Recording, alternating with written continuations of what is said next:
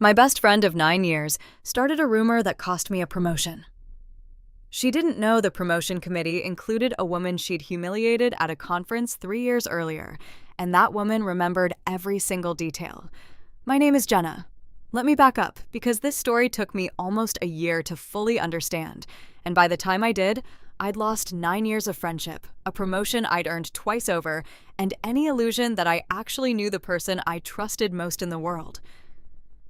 I want you to have every piece of it, in the order I found it, because the order matters. If I'd found out the whole truth at once, I might not have believed it. Instead, it came to me in pieces, each one worse than the last, until there was no version of denial left standing. Her name was Kayla. We met in our first year out of college, working at the same marketing firm, two junior employees figuring out office politics together over bad break room coffee. Both of us terrified we'd get fired for some mistake nobody had bothered to tell us was actually normal. We became close fast, the kind of close where you know each other's coffee orders and family drama and worst exes, where you text each other during bad meetings under the table, where you have an entire shorthand built from years of inside jokes nobody else would understand. She was there for the big things. She drove me to the emergency room at 2 a.m. when I broke my wrist falling off a curb, sat with me for 4 hours in a waiting room, and made me laugh so hard, at one point, a nurse asked us to keep it down. She stood up in my wedding 2 years ago, gave a toast that made my own mother cry. When my father was sick for those 6 difficult months, she was the one who showed up with groceries without being asked, who sat with me on my kitchen floor more than once while I fell apart and didn't try to fix it, just stayed. But there was another side to Kayla too, one I only fully understood much later. She had a habit, small and easy to explain away at the time, of going quiet whenever my career came up at group dinners, letting other people fill the silence, changing the subject a beat too fast. I used to think it was modesty. Looking back, I think it was something closer to a wound she never let me see directly. 9 years later, we still worked at the same company, though I'd climbed faster than she had. Something I now understand mattered to her far more than I ever let myself notice. Last spring, a director position opened up, the kind of role that only came open once every few years, overseeing the entire brand strategy team instead of just my corner of it. I'd been building toward it for 2 years, deliberately, taking on stretch projects nobody else wanted, staying late to mentor 2 junior staffers through their first big campaigns, volunteering for the client accounts everyone else considered thankless because I knew leadership was watching who stepped up. I'd turned down a recruiter's call from a competing firm 8 months earlier specifically because I wanted this role, at this company, the one I'd spent 9 years building a reputation inside of. Kayla was up for a different role around the same time, a lateral move rather than a promotion, so on paper, we weren't even competing against each other. I remember telling her the news the day the posting went up, practically vibrating with excitement. Pulling up the job description on my phone to show her the exact language requires demonstrated leadership across cross-functional teams, language I'd basically written the resume for. She hugged me and said, "You're going to get it, obviously." I believed her completely. In the weeks after that, something in the office started to feel different, though I couldn't have named it right away. A colleague I usually ate lunch with started finding reasons to eat at her desk instead. 2 people in a conversation near the printer went quiet and overly casual the second I walked past, the kind of quiet that has a shape to it, that you feel more than notice. Someone I'd worked closely with on the Hendrix campaign started responding to my Slack messages a full day later than usual. Short, clipped answers where there used to be exclamation points. I told myself I was imagining it. I told myself it was a busy quarter, that everyone was stressed, that I was reading meaning into ordinary distraction because I was nervous about the promotion decision. Some part of me, underneath the telling myself, already knew better. 3 weeks before the promotion committee made their decision, a rumor started circulating that I'd taken credit for a junior colleague's work on a major campaign. It was specific enough to sound credible and vague enough that nobody could quite trace where it started. By the time it reached me secondhand, from a coworker who felt I deserved to know. It had already reached at least 2 people on the promotion committee, and I finally had a shape to put around 3 weeks of that formless, prickling feeling that something had shifted underneath me without my permission. "I probably shouldn't be telling you this," she said, glancing at the door of the break room like someone might walk in. "But people are saying you took credit for Marcus's work on the Hendricks campaign. I know it's not true. I just think you should know it's out there. I want to be honest with you. My first instinct wasn't to suspect Kayla at all. She was my best friend. I mentally ran through half the office before her name ever crossed my mind. Coworkers I barely trusted, people who'd been passed over for things themselves. She was the last name on that list, not the first." The announcement came by email on a Tuesday morning, mid-meeting, my phone lighting up on the table in front of me before I could stop myself from glancing at it. Company-wide. Subject line, "Exciting news. New director, brand strategy." I read the first line twice before it actually registered. It wasn't my name. I don't remember much of the rest of that meeting. I remember nodding at something someone said, writing nothing down, staring at a name on my phone screen that belonged to someone 2 years newer than me, someone I liked well enough but had personally walked through half of her onboarding. I excused myself before the meeting even ended, telling everyone I had a call, and sat in an empty conference room for 10 minutes with the door shut, just breathing, before I let myself feel anything at all. I messaged my manager that afternoon and asked if she had 15 minutes. She said yes, almost too quickly, the kind of quickly that told me she'd been expecting the message. We were in her office with the door closed that afternoon, and she kept glancing at her monitor like she wished something urgent would interrupt us. "There were some concerns raised in committee," she said, "about team credit, about whether you'd fully acknowledged Marcus's contribution on Hendricks." I felt my stomach drop. What concerns, exactly? Because I sat down with Marcus after that campaign wrapped and made sure his name was on the final deck. "I know how thorough you are," she said, and she sounded like she meant it. This wasn't about the actual work. It was more about how it was being talked about. Perception. Perception from where? She hesitated, just slightly, long enough that I noticed it. "I'm not able to get into that." "Is this something I can address? Can I go talk to whoever raised it?" "Jenna." She said my name like a soft stop sign. "I'd let it go for now. These things tend to work themselves out." "With respect," I said, "it already cost me the promotion. It's not working itself out. It already happened." I leaned forward slightly. "I'm not asking you to name names in some formal way. I just need to understand if this is something ongoing, something I need to actively manage, or if it's already over and I'm supposed to just absorb the damage and move on."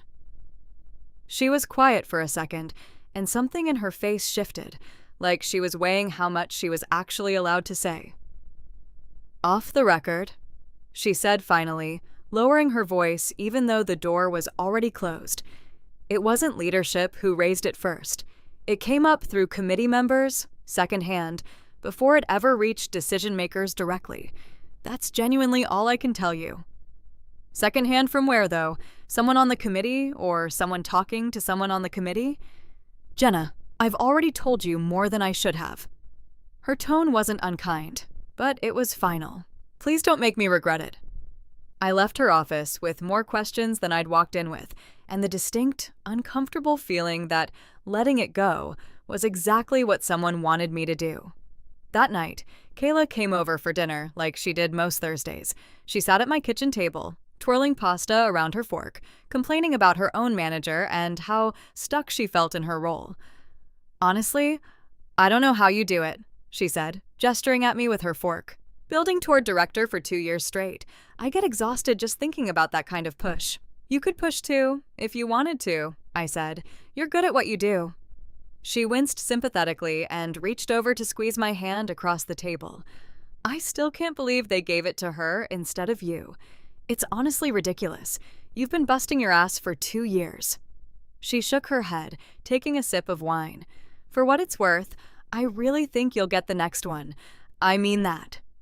I nodded along, still turning over my manager's careful, unhelpful sentence in my head, having no idea I was looking directly at the source of it, sitting 3 feet away from me, eating pasta I'd made her, offering me sympathy for a wound she'd personally opened. I spent 2 months quietly, carefully, trying to figure out where the rumor had actually started.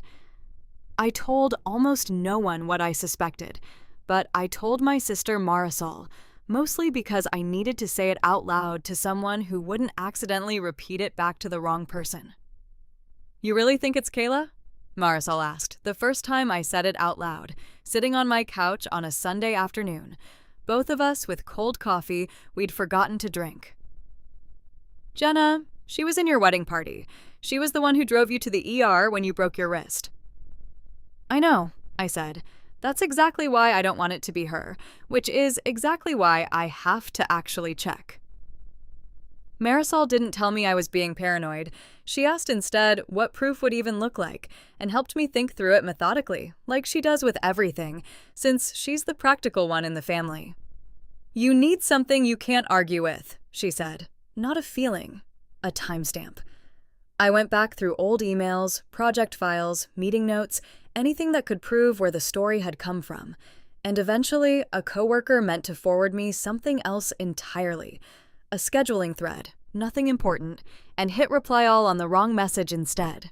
It was Kayla in a conversation with another coworker from 2 months earlier, describing the credit-stealing story in detail, specific enough that there was no mistaking what it was. The dates lined up exactly with when the rumor first appeared. The phrasing matched what my manager had quoted almost word for word. I read it 3 times before it fully landed. My hands were actually shaking by the 3rd pass, which surprised me, since some part of me had already suspected this for weeks. Knowing and confirming turned out to be 2 very different feelings. I sat at my desk and didn't move for a long time, the office noise around me continuing exactly as normal, nobody aware that something in my life had just quietly ended. I called Marisol from the parking garage before I even left the building. "It's her," I said, and my voice cracked on the second word. "It's really her." "Are you sure?" she asked gently, not doubting me, just making sure I was ready to say yes to that question out loud. "I have the message. Dates, everything." Marisol was quiet for a second. "Okay," she finally said. "Then we figure out what you do with it. But Jenna, I'm proud of you for actually checking instead of just letting it eat at you. 9 years of friendship, and the person who'd sabotaged my promotion was the same person who'd been at my apartment 3 weeks earlier, eating my cooking, asking for advice about her own career. I still didn't fully understand why, not until 3 weeks later, scrolling through an old company-wide email late one night, looking for something else entirely, when the promotion committee roster caught my eye at the bottom of the message. I read down the list of names out of idle curiosity, more than anything, and then stopped cold on one of them. Renee Okafor, senior director, transferred from the Denver office 2 years earlier. Someone I barely knew, had maybe spoken to twice in passing by the elevators. I sat back in my chair, and a memory surfaced I hadn't thought about in years. A work conference, maybe 5 years back. Kayla, 2 drinks into hotel bar wine, leaning across the table and saying, "There's this woman on my project, honestly. She's insufferable. Acts like she invented the entire concept of a good pitch deck. She's been out to get me since week 1. I remembered laughing along at the time, agreeing that some people were just like that, never once asking her name because it hadn't mattered. It was just Kayla venting about someone difficult, the way everyone does. She never used a last name. It hadn't occurred to me until that exact moment, staring at Renee Okafor's name on a screen at 11 at night, that the woman in that old story and the woman now sitting on my promotion committee might be the same person. I reached out to Renee directly the next morning, carefully, professionally. Hi, Renee. I know we haven't worked together much, but I'd love to grab coffee and pick your brain about development goals for the next stage of my career, if you have 20 minutes this week. I didn't mention Kayla. I didn't mention the rumor. I just wanted to understand who was actually on that committee and how the conversation about me had unfolded. We met at a coffee shop 2 blocks from the office, both of us in work clothes, both of us a little unsure why the other had really agreed to this. I asked a few careful questions about the committee process, easing into it, and Renee answered them politely but briefly, giving me almost nothing, clearly still trying to work out what I actually wanted from her. Then, almost as an afterthought, I mentioned Kayla's name, watching Renee's face closely as I did. Her expression flickered just for a second before she smoothed it back over. "You're close with Kayla," she said. Not quite a question. 9 years, I said. Why? No reason. She picked her cup back up, buying herself a second. Why are you really asking me to coffee, Jenna? You said development goals. That's not what this is. I hesitated because she wasn't wrong, and because I still didn't fully understand what I was fishing for.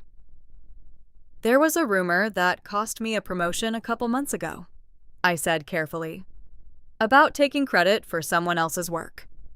I'm trying to understand how it reached the committee, and your name was on the roster, so I wanted to hear it from someone who was actually in the room.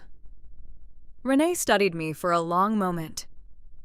I don't really know you, she said finally, and I'm not in the habit of discussing closed committee conversations with someone I've had coffee with exactly once.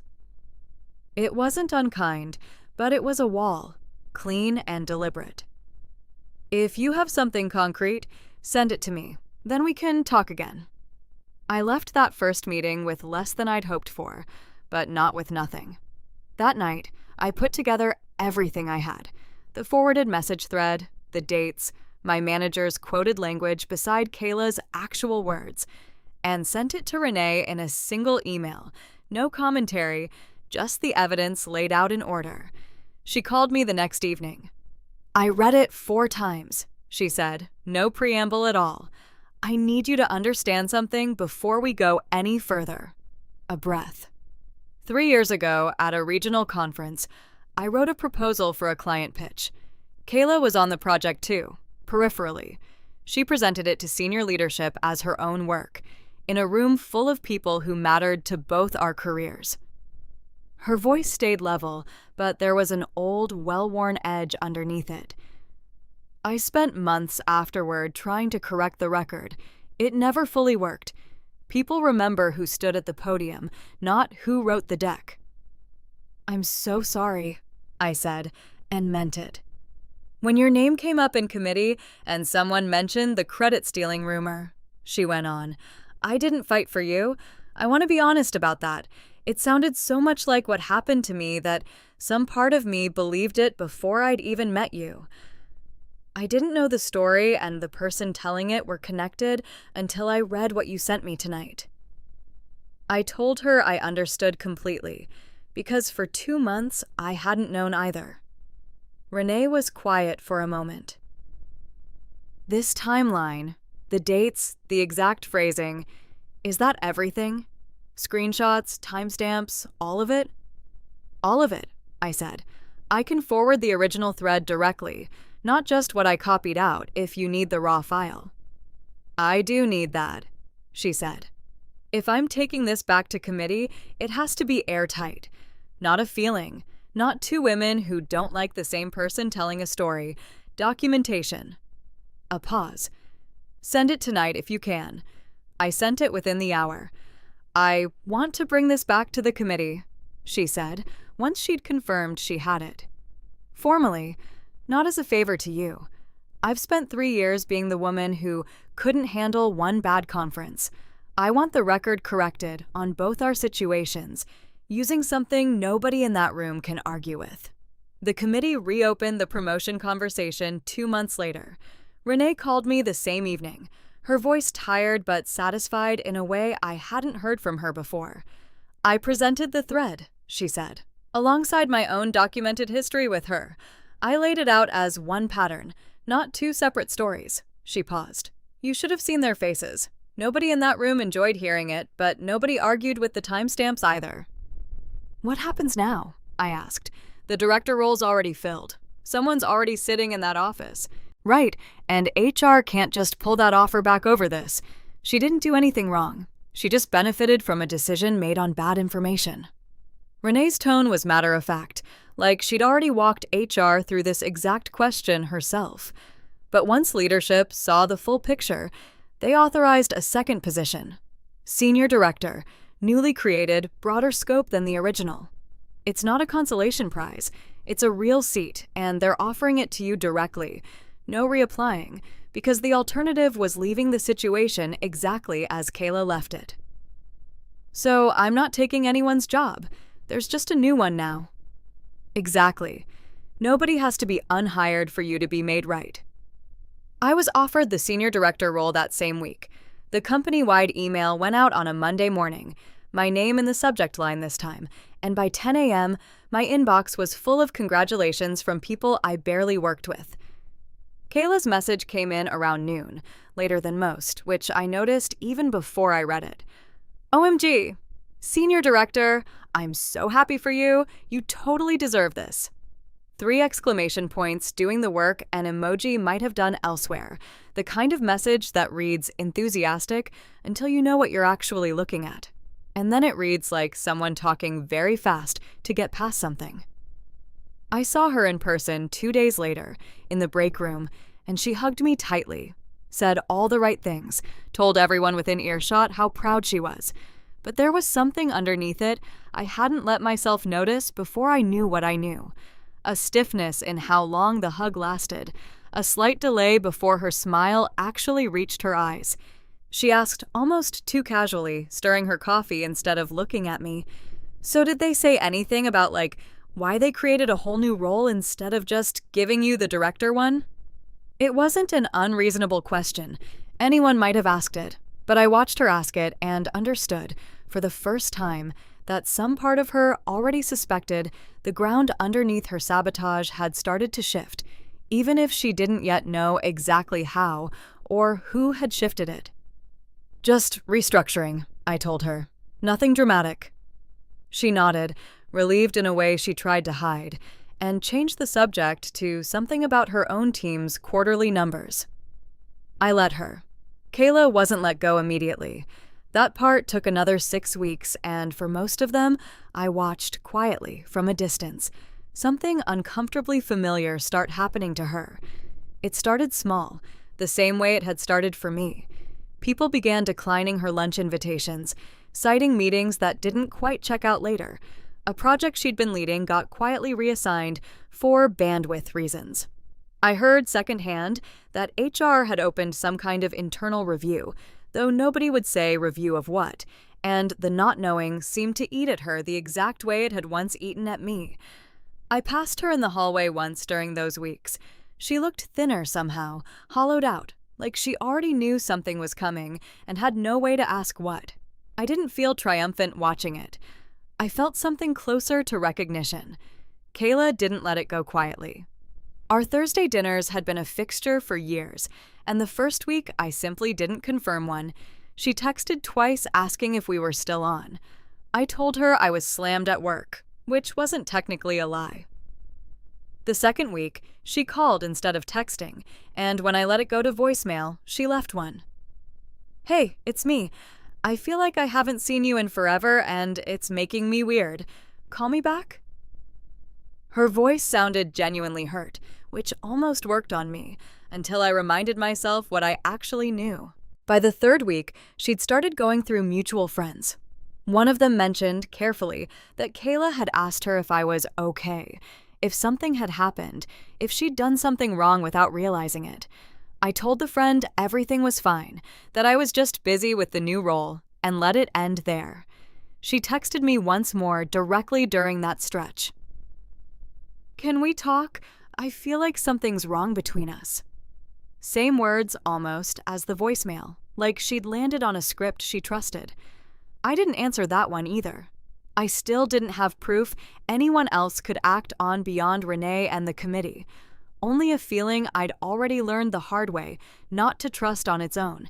And answering felt like handing her a chance to talk her way back into my certainty before I was ready to lose it. I asked Marisol about it that weekend. Sitting on the same couch with the same cold coffee habit neither of us had broken. "Do you think I should answer her?" I asked. "Give her the chance to explain?" Marisol thought about it longer than I expected. "I think," she said slowly, "you already gave her 9 years of chances to just be honest with you, and she used every one of them to get closer to you instead. That text isn't an explanation, it's just her needing something from you again." She squeezed my hand. "You don't owe her a 10th chance just because the first 9 felt real to you." I didn't answer the text. Kayla was let go 6 weeks after the committee reopened my file. HR walked her out on a Wednesday afternoon. I heard about it from a coworker's single text before I'd even left my desk.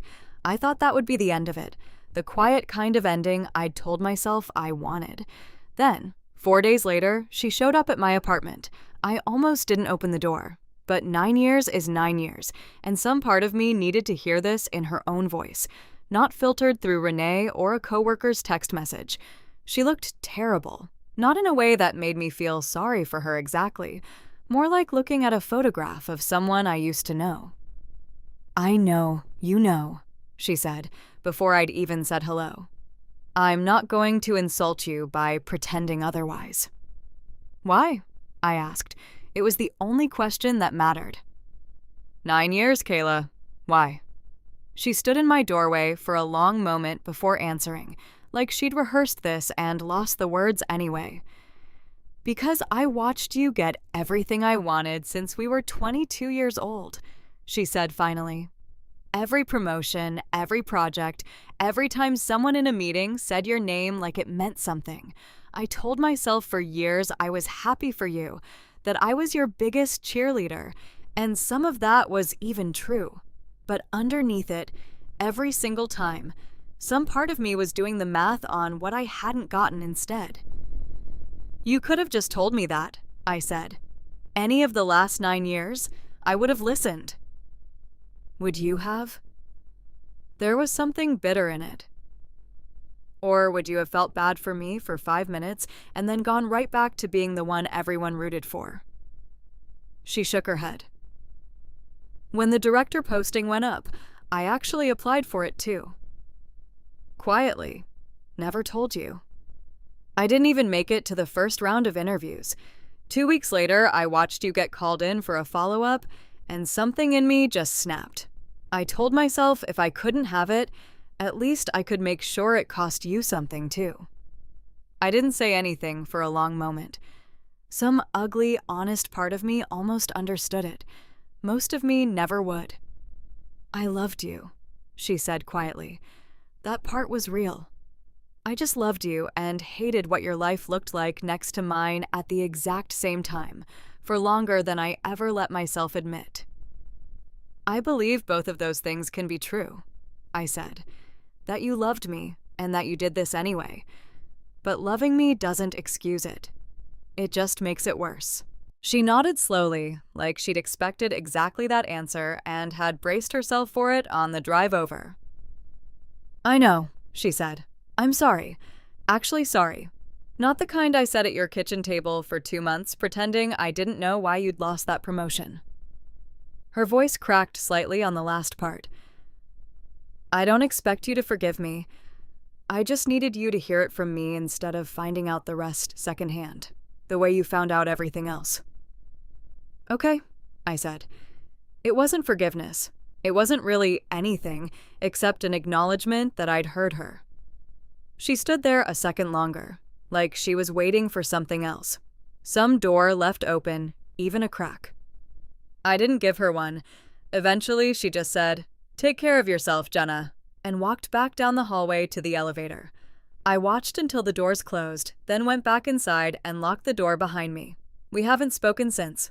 I think about the 2 months I spent doubting myself, wondering what I'd done wrong, while Kayla sat across from me at my own kitchen table. eating pasta I'd made her, offering me sympathy for a wound she'd personally opened. Some friendships end loudly. Mine ended almost silently, in a message thread I was never supposed to see, in 6 weeks of watching someone learn exactly what she'd built for me, and in one honest doorway confession I never asked for but needed anyway.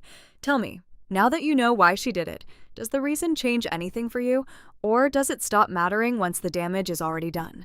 If you believe some friendships are worth burning down when they deserve it, hit subscribe. We post new stories all the time, and this one's a good reminder that the people closest to you aren't always the ones actually in your corner.